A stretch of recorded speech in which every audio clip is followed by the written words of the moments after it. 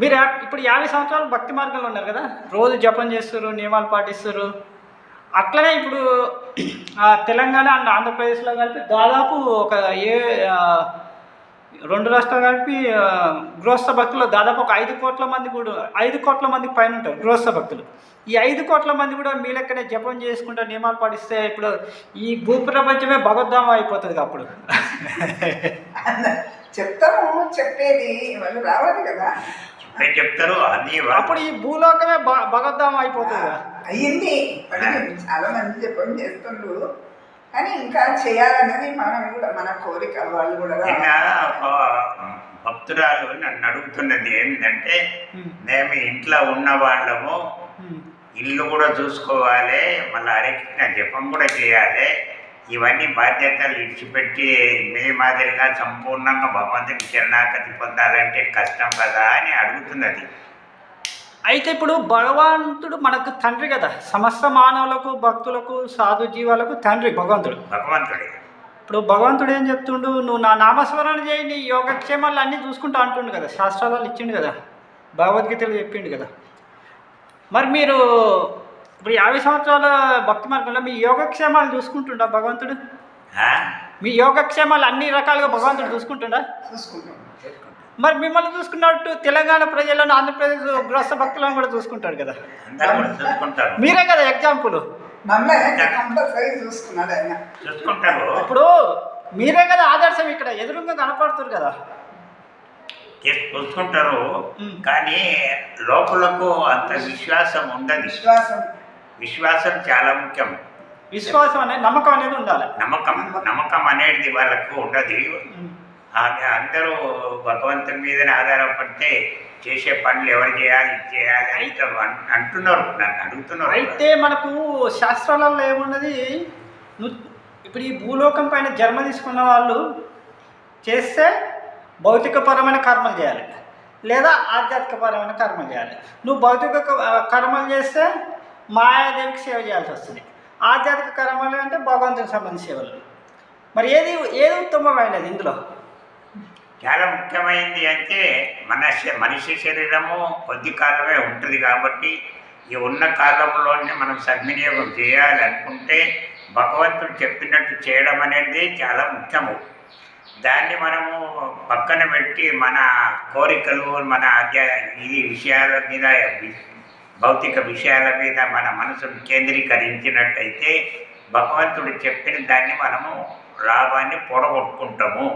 అందుకొరకే భగవంతుడు లాభము రావాలి అంటే, భగవంతుడు చెప్పిన లాభం మనకు దొరకాలి అంటే మనము గురువు చెప్పినట్లు, కృష్ణుడు చెప్పినట్టు చేయడమే అది ఉత్తమోత్తమము అని నేను చెప్తున్నా.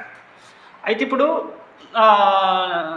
నేను కూడా గత 20 ఇయర్స్ నుంచి ఆధ్యాత్మిక మార్గంలో ఉన్నాను, 20 సంవత్సరాల నుంచి. కానీ పూర్తి స్థాయిలో 7 ఇయర్స్ నుంచి ఉన్నాను. అంతకుముందు కమ్మి ఇంటికాడ సాధన చేసుకునేవాడిని. ఒక 7 ఇయర్స్ నుంచి పూర్తి స్థాయిలో ఆధ్యాత్మిక మార్గంలో ఉన్నాను. అయితే నేను అబ్జర్వ్ చేసింది ఏంటంటే, నేను కంపెనీలలో జాబ్ చేసేటప్పుడు కావచ్చు, ఇంటికాడ అగ్రికల్చర్ వ్యవసాయం కూడా చేసేది. ఎంత చేసినా నాకు అంత అంత మనసు తృప్తి ఉండకపోయేది. ఏదో వెళితే, కానీ నేను ఆధ్యాత్మిక మార్గంలోకి వచ్చాక నాకు ఏ ఆదాయం లేదు, ఏ ఇన్కమ్ లేదు, స్వచ్ఛంద వాలంటీర్గానే సేవ చేస్తున్నాను. కానీ ఇప్పుడు నాకు హ్యాపీగా ఉంది. ఈ హ్యాపీనెస్ను నేను అందరికీ పంచాలనేది నా ఆలోచన. అది మన అభిప్రాయం, మంచిదే. మన అభిప్రాయం అందరికి రావాలి, అందరు కూడా ఈ విధంగా ఉండాలి అనే కోరిక ఉంటుంది. కానీ చాలా మంది దాన్ని స్వీకరించారు. ఎందుకు అంటే వాళ్ళు భౌతిక విషయ ఆసక్తిలో కూరుకొని ఉంటారు కాబట్టి వాళ్ళు అదే ముఖ్యం అనుకుంటారు. కానీ అది ముఖ్యం కాదు. అది ఆధ్యాత్మిక జీవితం యొక్క లాభాన్ని పొడగొట్టుకున్న వాళ్ళమైతాము. అందుకొరకే మనం కూడా ఎన్నో విధాలుగా చెప్పే ప్రయత్నం చేస్తాము, కానీ వాళ్ళు స్వీకరించారు. ఎందుకు అంటే వాళ్ళు భౌతిక విషయ ఆసక్తిలో కూడా కూరుకొని పోయిండు పూర్తిగా. వాళ్ళు ఇప్పుడు 2 తెలుగు రాష్ట్రాల ప్రజలు, నాకు ఒక్క వ్యక్తి కూడా మిస్ కాకూడదు.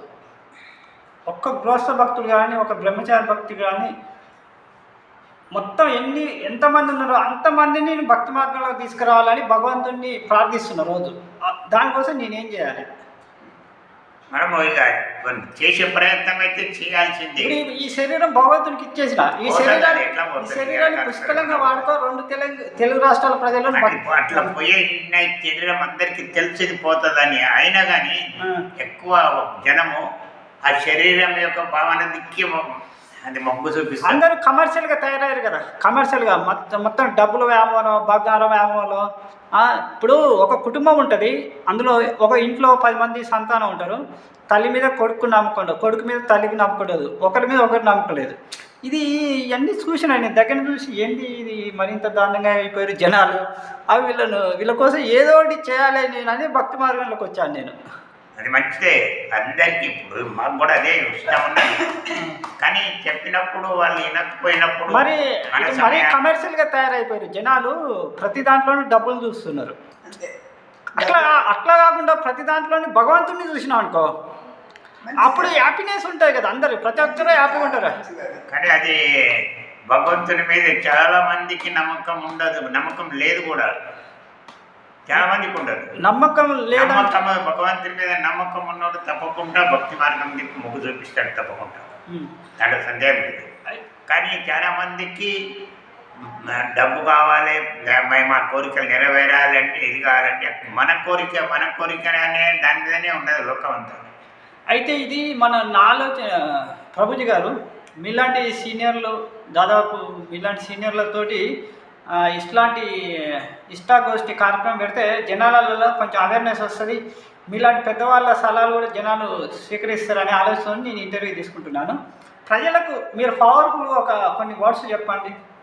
ప్రజలు, తెలంగాణ రాష్ట్ర ప్రజలు, ఆంధ్రప్రదేశ్ ప్రజలు చూస్తారు. ఇప్పుడు కెమెరాల వైపు చూసుకుంటే చెప్పండి మీరు మీ అనుభవాలు, ఆధ్యాత్మికపరమైన అనుభవాలు. అంటే ఈ సెల్ ఫోన్లో ఉన్నారు, చెప్పండి మీరు. మనము సొంతంగా క్రియేట్ చేసేది ఏమీ లేదు. అది అంతా కూడా భగవంతుడు చైతన్య మహాప్రభు వచ్చి మనకు సరిగ్గా ఆయన ఆచరణ చేసి చూపించిండు. ఆయన చెప్పిన దాని ప్రకారంగా మళ్ళీ చూపించుడే కాకుండా మనకు జ్ఞానం